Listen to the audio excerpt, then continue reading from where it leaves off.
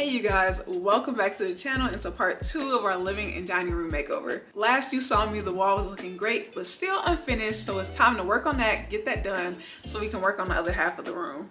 I have a lot of nail holes and seams that I still need to fill in with wood filler, so let's get started on that and let's hope it doesn't take me too long.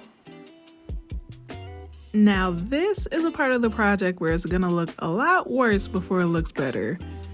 I wouldn't say that this is my favorite part of the process, but if you're tackling a project like this, you definitely don't want to skip this step. For the nail holes, I just applied the filler with my finger, and we need to get the joints as well, so I grabbed a putty knife so I could better apply an even coat.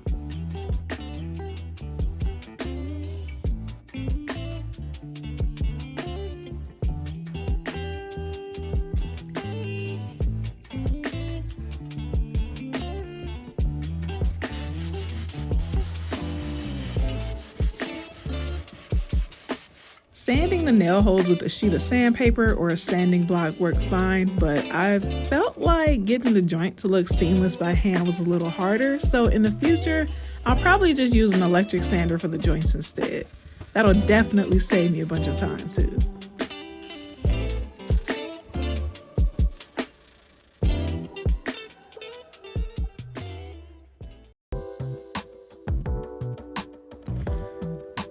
After I got everything sanded and the dust cleaned up, I began caulking all of the gaps where the boards meet the wall.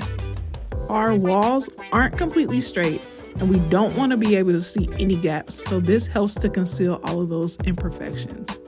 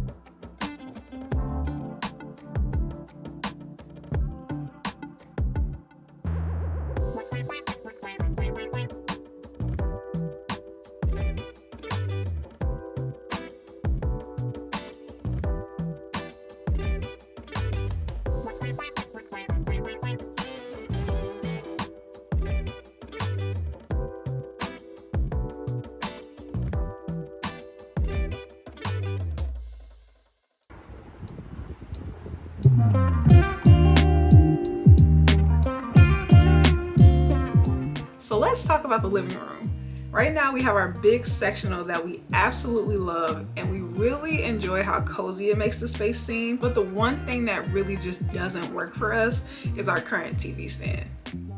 Honestly, there's not a lot, if anything, that I like about the one that we have now. I don't like the glass, I don't like how dusty it gets, there's no closed storage, I don't like the sharp corners, and honestly it's just not our style. So initially I just wanted to go online, find something that I can buy to replace it, but I really couldn't find anything that really worked for us or that was in price range. One thing that we noticed that we really didn't care for is the fact that a lot of the TV stands online only come in at about 20 inches tall, and that's even including the legs. And honestly, that's just too short for us. Pat wanted something a little bit taller, so I thought this would be the perfect opportunity to just build a custom TV stand for the space. Since we knew what we wanted, I started looking online for some inspo, and I'll pull up on the screen a few of the ones that we were looking at just so you can see the direction that we wanted to go in. But a lot of these really still didn't check off all the boxes that we wanted. And then I ended up finding the sideboard on our house that I just absolutely loved. I like the height, I like the fluted detail, the curved edges, how it was made out of real wood, but I do not like the price. So I thought a similar design to this would be perfect, and I know we can make it for a lot less than this. So here's the design that I came up with that I feel like would fit the space pretty well.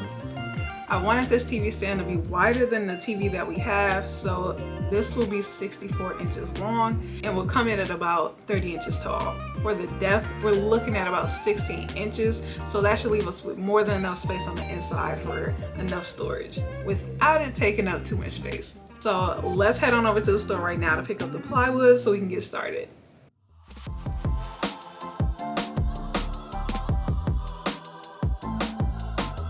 To get started, I pretty much need plywood and pole wrap. Since the pole wrap I'll be using is made out of oak, we're grabbing a 3/4 sheet of oak plywood to build this. And I was able to get the top, middle, and bottom boards cut to size, so it's like we're starting to build before we even leave the store.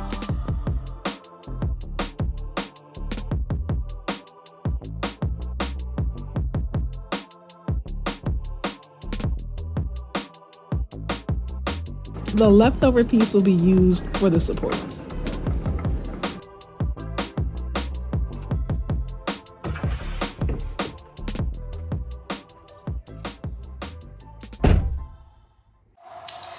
So to cut the curve on the plywood, I'm not gonna make this harder than it has to be. I'm just gonna try to use like the materials and stuff that I already have here. So honestly, I just grabbed a paper plate. This is about the size of the curve that I want for the TV stand. So I already went ahead and did like a little practice run on some birch plywood that I already had. And I absolutely love how the curve came out. It's pretty much exactly how I wanted it. The jigsaw didn't come out with a perfect cut, but honestly, after sanding it down, it's pretty close to where I want it. I'm just going to replicate the same curve on the other side of the plywood. I have a little template here, still have my plate. So hopefully I will be able to replicate the same curve on all of the pieces that I need to make this cut on. So let's try this again before I try it on my oak. So this is my first time using my jigsaw, and I'll admit it took me a couple tries to get used to it. The key to getting the perfect curve was swapping out my standard blade for a scroll blade.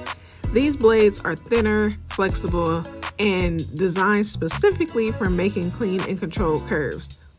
I also learned that cutting curves is about precision and not power. So I set my jigsaw on a slower speed and I let my jigsaw do the work.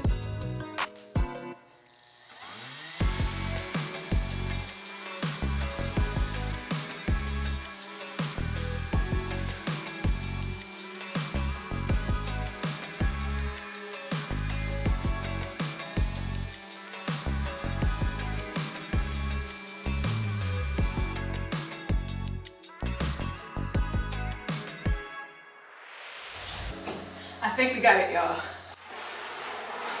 This is pretty much the outline of what I want the TV stand to be. I have both curves and I think it looks pretty good. So I think we're ready to move on to using the same technique on oak. And I'm actually glad that I did this on the birch because I think I actually might need this for under the top, just so I can nail the pole wrap into it at the top. And you'll see what I mean once we get there, but I'm glad I did it on this, so let's go ahead and try to do it on the oak too.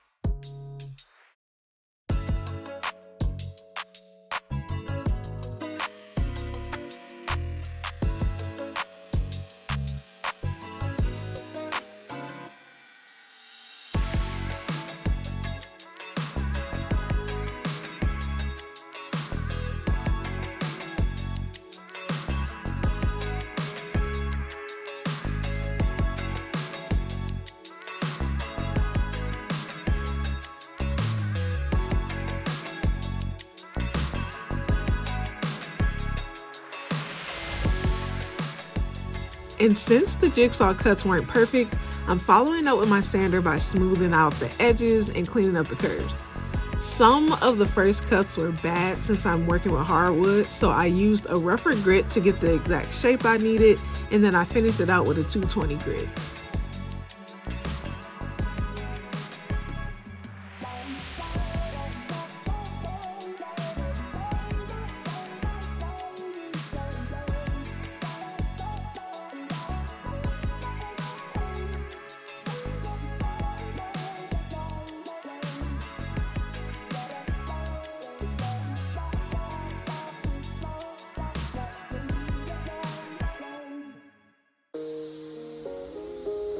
Shout out to my Dremel Ultra Saw because I was easily able to cut my support pieces from the leftover plywood I had. I'm cutting 4 support pieces and drilling pocket holes on the top and the bottom of each support.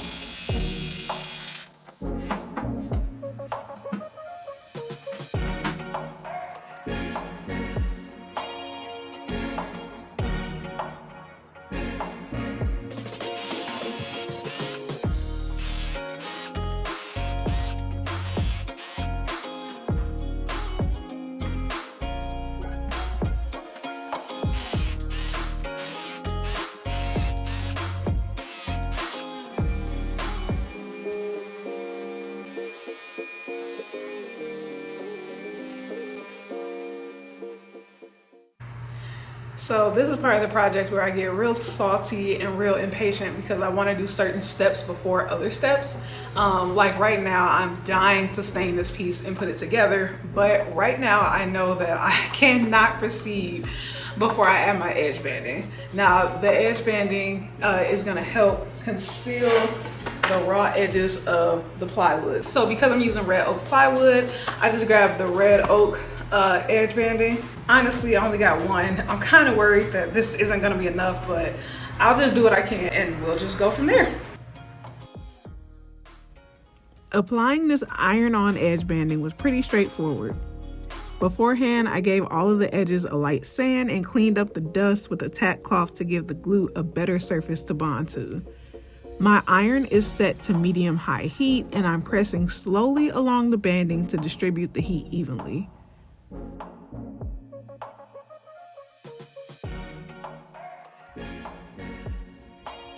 When I measure out how much edge banding I need, I always measure out a little bit extra to make sure I can get a clean cut on the ends. After heating, I suggest pressing the edge banding down with the wood block or a roller just to help the glue set properly. And to cut the edges, I don't need any extra tools. I literally just fold it over the edge and snap it off. Super easy.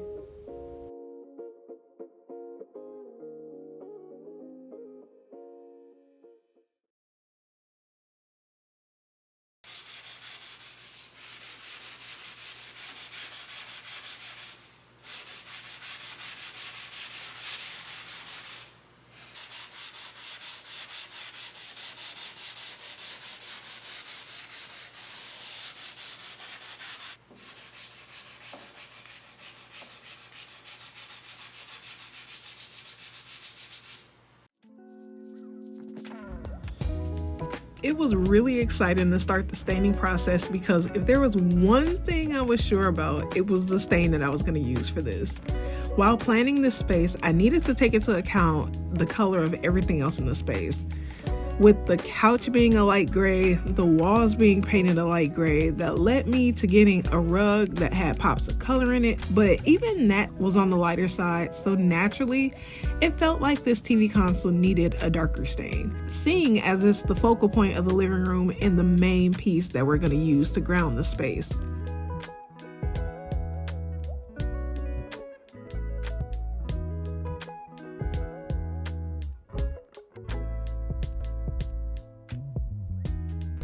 I'm using the same espresso stain that I used on Pat's desk, and I gotta say, this turned out to be the perfect choice.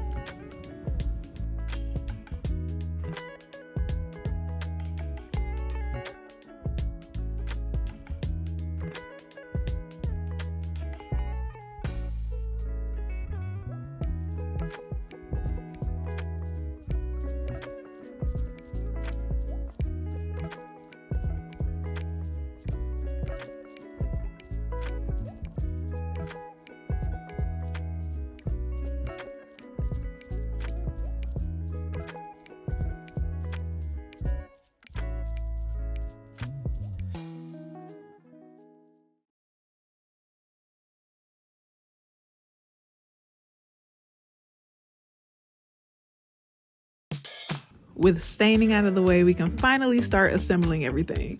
I'm installing all of the supports 16 inches from the ends, which will give me more than enough usable storage. So if I were to make this TV stand again, I probably would be more intentional on how to maximize the usable storage.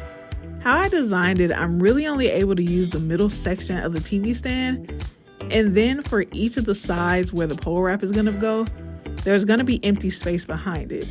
Now, the only thing that makes this inconvenient is that I can't access that storage space from the front.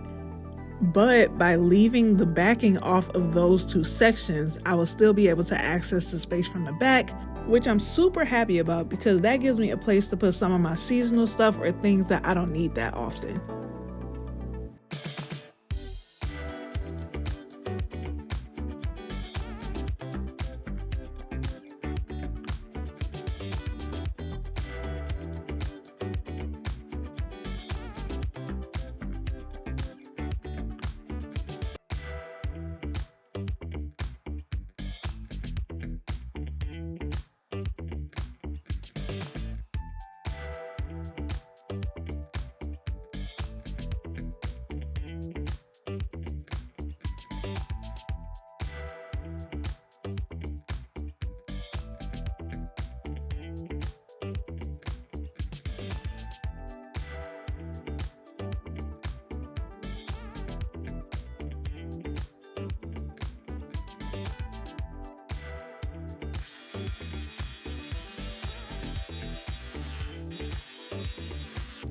Okay, so I got my pole wrap cut for the first side.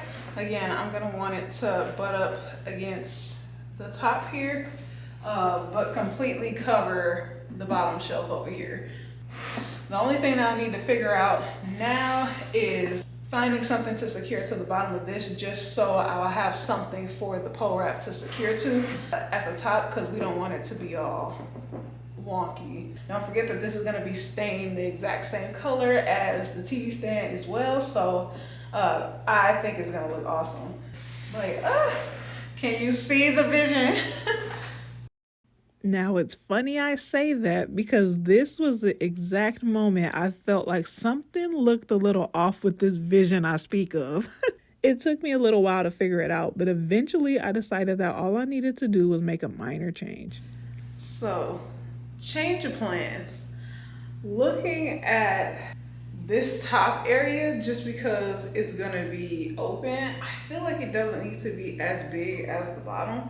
I think it'll look a little bit better if I cut the supports down a little bit. Right now they're at about like 15 inches and I'm thinking of cutting them to about like 10 inches. Overall, I think this will look a little bit better. There's no particular reason for the change. I just feel like I would like it a lot better if the top opening was just a little bit narrower, probably like exactly where these boards are in the back. Cutting off the extra 5 inches from the supports, bringing the top down a little bit, and then once I add the legs, it will still be about the same height, but I think it'll look a little bit better. So let me just undo the top parts, get those supports cut, and then we can go from there.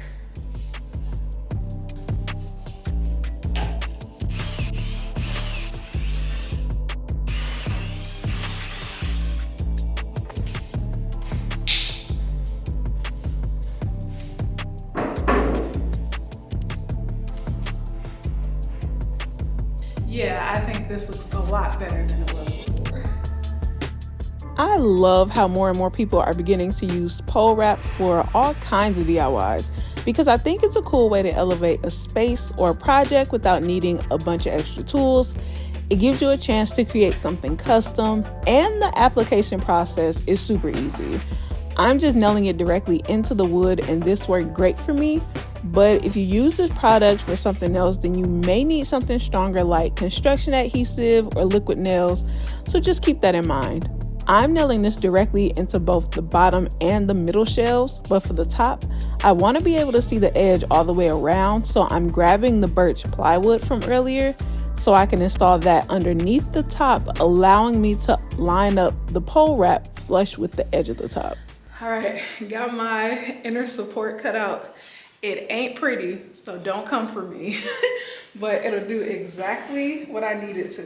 I just needed I just need to be able to secure it to the top so the pole wrap will have something to hold on to. I wanted to go ahead and just make it hollow as well. So, you know, I'm adding support, but I'm not necessarily adding a bunch of weight either. And I'm not mad because I'm using scraps in my garage. So always a plus.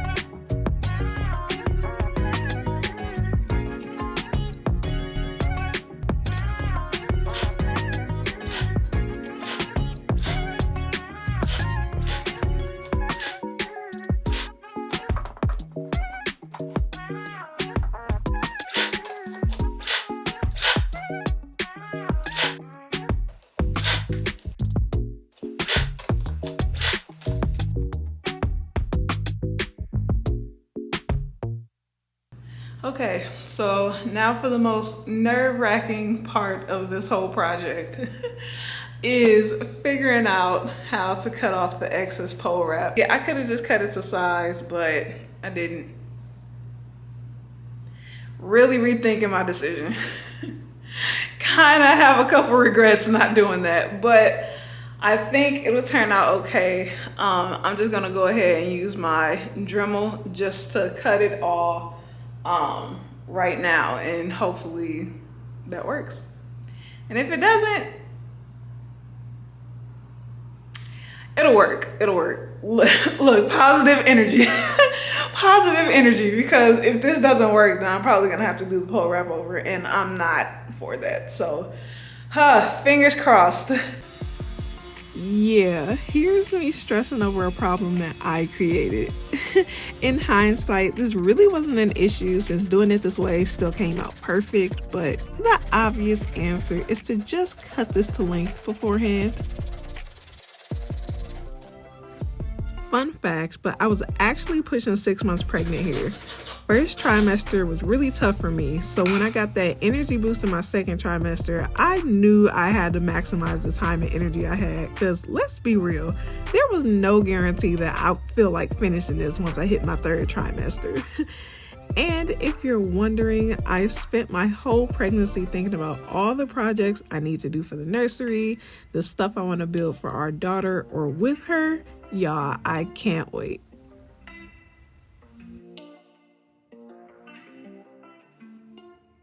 Right now, our Xfinity modem is on our TV stand, and I did not consider that before I built this. After talking to Pat, I think I'm gonna just leave the bottom open.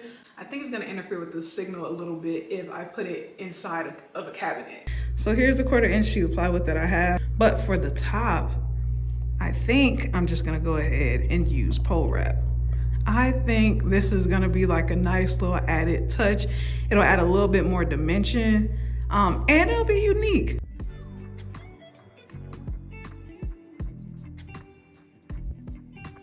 After sketching this build out on paper, it initially seemed pretty straightforward.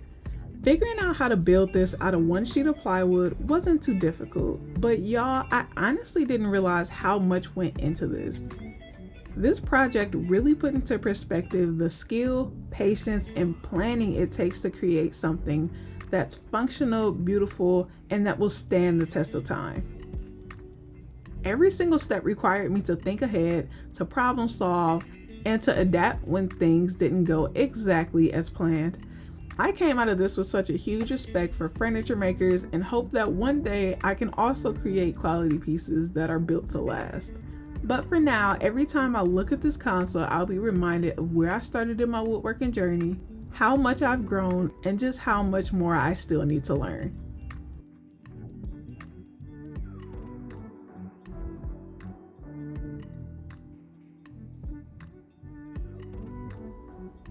And since I won't be building the base for this like I wanted to, I did find some really affordable legs online that I think complements the other accents that I'll be adding to the space.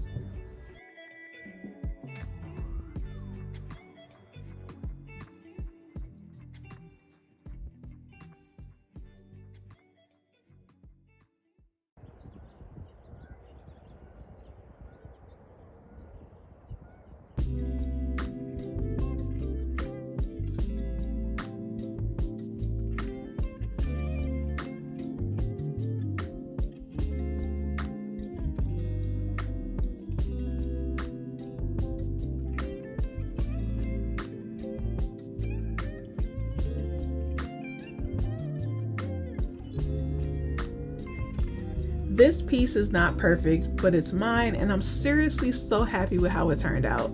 It's functional, it fits our space perfectly, and it honestly feels like it was always supposed to be here.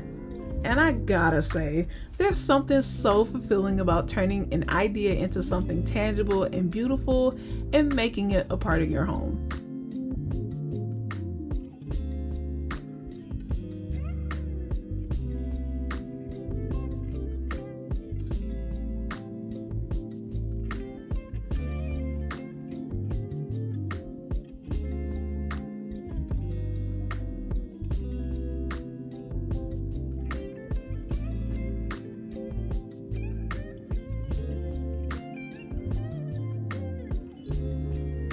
Luckily, I already had B-roll for the dining room from back in December, so that was the footage that I used earlier before I finished the TV console. And then when I did finish the TV console, the dining room was already moved. So I do apologize because you won't see the original layout, but now that that area is opened up more, it gave me an opportunity to style it differently. So I'm excited that I at least get to show you two different looks for this accent wall.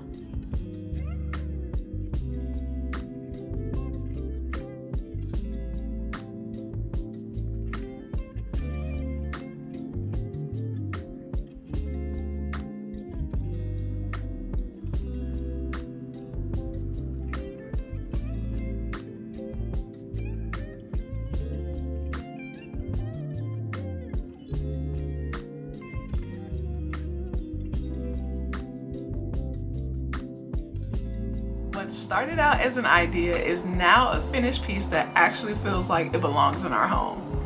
Now, I would have loved to stick with my original design, installing the inset doors, building out the base, adding all the other little details, but this version is actually really functional for us and it's exactly what we need right now. We have lived with it for a while and we absolutely love it, but I want to hear from y'all. Let me know, how did you feel about this build? Is this something that you would consider putting in your home? What did you like? What didn't you like? And let's talk about the makeover. Did you guys like the makeover? I love to know your thoughts.